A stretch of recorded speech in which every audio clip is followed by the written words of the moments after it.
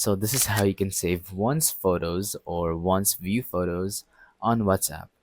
Now, there are two ways to do this. Whether you want to do it on photos or videos, it doesn't matter. I'm going to teach you how to do it easily. So, you're going to want to open up your WhatsApp and then go to the view one's photo or video that you want to screenshot or record. Well, it's actually pretty self-explanatory. All you have to do is if you want to save that photo, just simply take a screenshot. For example, holding the power button and the volume button at once will take a screenshot. And if it's a video that you want to save, well, don't worry, we also have a fix for that. Simply swipe down on the right side of the screen, and as you can see, there's this red beaming light that is currently recording. So all you're gonna have to do is simply press on that, and then it will start a 3-second countdown, which will then record after the countdown.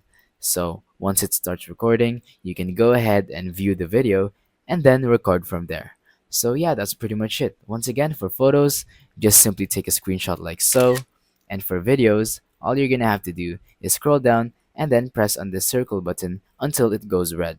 Thank you for watching. Don't forget to leave a like, subscribe, and let us know in the comments down below if the tutorial worked or if you have any questions. Thank you and goodbye.